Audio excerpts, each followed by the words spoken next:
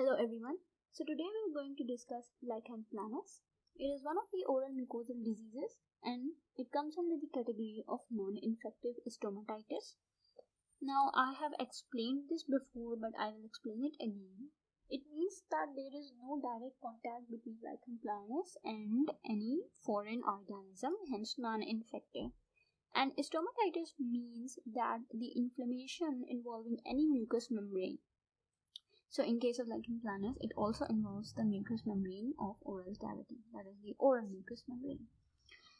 Now what actually is Lichen Planus? It is a chronic inflammatory disease, which means it will persist for a very long time, and by inflammatory disease it means that the immune response is involved, that is the immune cells of the body are attacking the other cells in the tissues.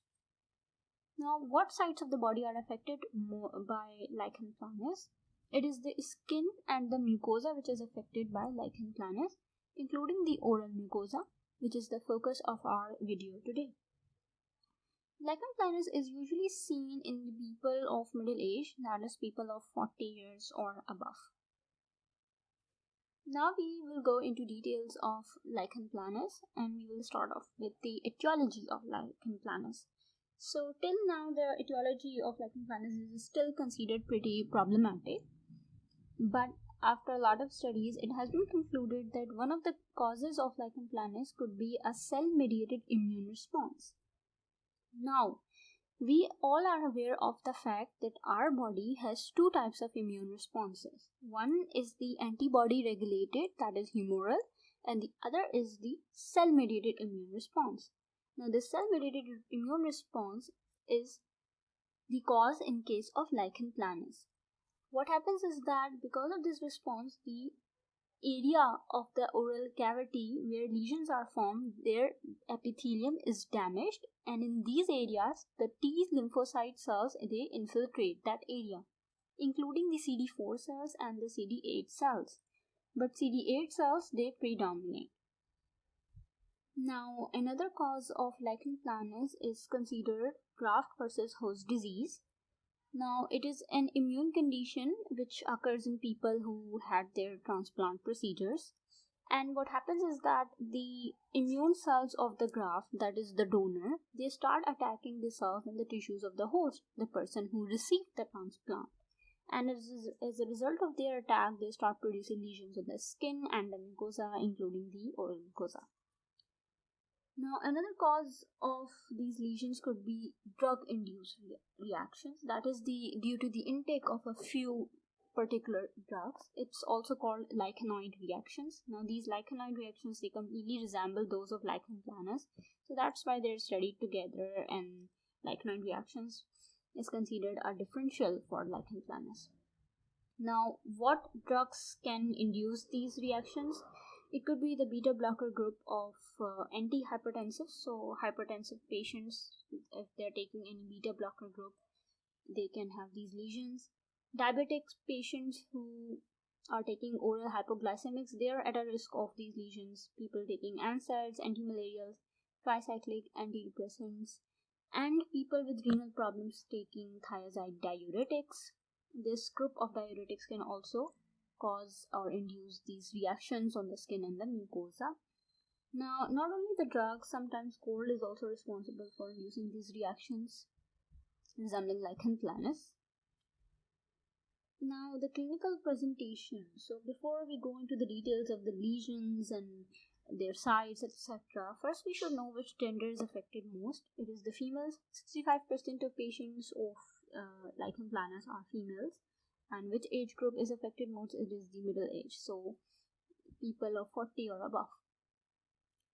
Now, what kind of lesions are seen in Lichen Planus? So these lesions can appear in the form of simple white striations.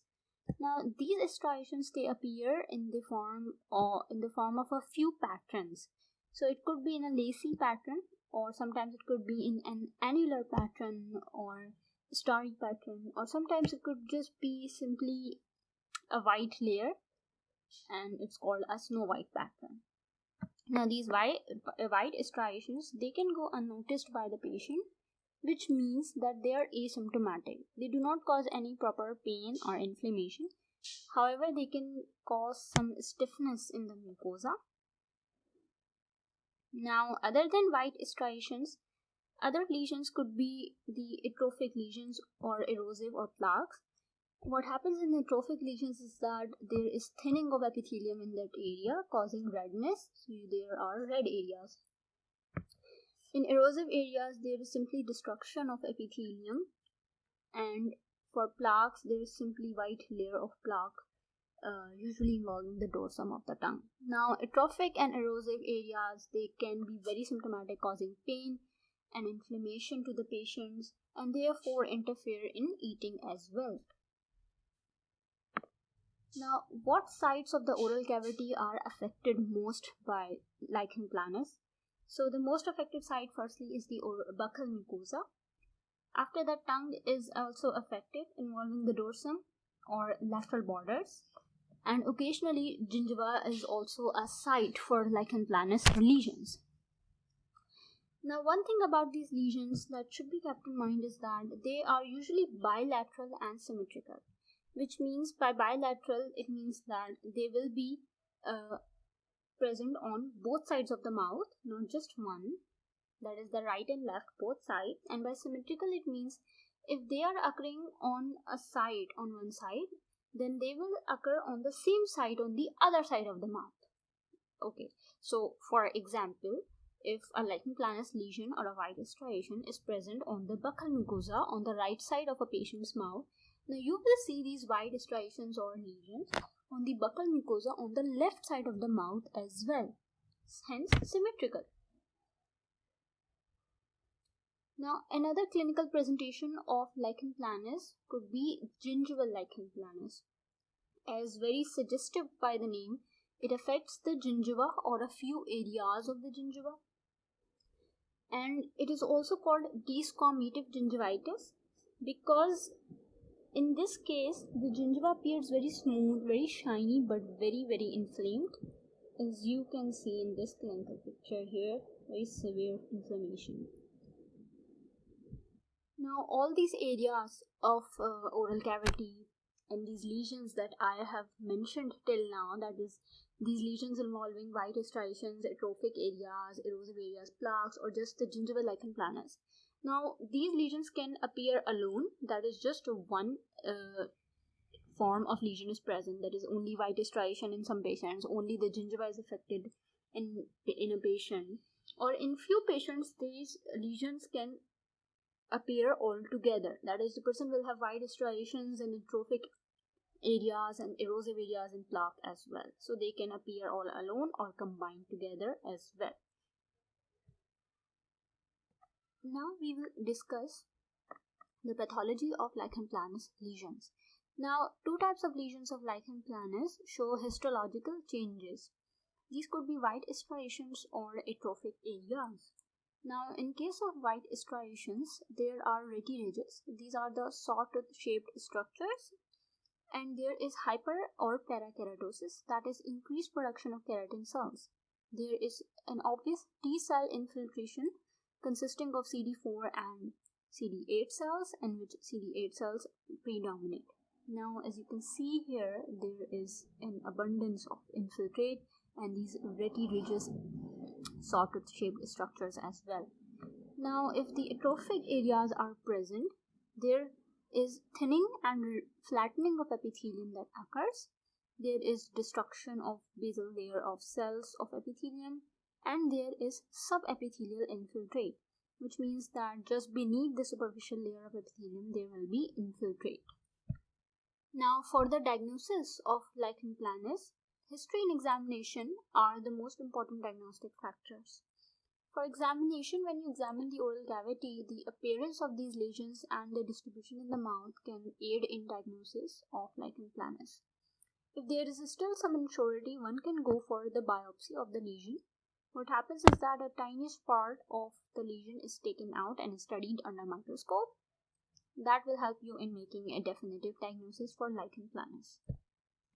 Now, once we have diagnosed lichen planus, how can we manage it? For this purpose, we can use topical corticosteroids like beclomethasone or betamethasone.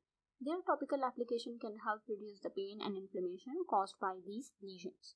Now, topical application of corticosteroids can result in the production of thrush in the mouth as a side effect, and for that purpose, a triamcinolone dental paste can be used to remove the thrush. Alternative of corticosteroids could be a tacrolimus mouth rinse. Now, tacrolimus is an immunosuppressant drug. It is given to patients who had transplant procedures to suppress their immune response. So these mouth rinses can help reduce the ongoing inflammation and can surely prevent any further inflammation in that area. If this does not help either, then one can move to systemic corticosteroids, but obviously under supervision. And as part of management, we should always ask and check the drug history of the patient. So any alternative use of the drug can help in development of further lesions in the mouth. And we should always reassure the patient that this does not have any consequences. The pain and the inflammation caused by these lesions will obviously distress the patient. So it is the clinician's job to reassure them and tell them that this lesion in future will not have any harmful or fatal consequence. And always do follow up and monitoring of the lesions. Even though it's very rare, the malignant transformation of these lesions into oral cancer, it can be rare, but it is always a possibility. So monitoring and follow-up is very necessary to notice any if change is happening in this lesion. Now, last but not the least, the differential diagnosis for lichen planus. The most hot differential diagnosis for lichen planus is obviously leukoplakia because of white striations. If atrophic or erosive areas are involved, erythroplakia can prove to be a differential for lichen planus. Then lupus erythematosus and lichenoid reactions, these are classic differentials for lichen planus. So that was all about lichen planus. I hope I've covered everything. If any questions or suggestions, please write in the comment section, or if you want me to cover any other topic, please write that in the comment section. I hope it helps all of you. Thank you for watching. Bye bye.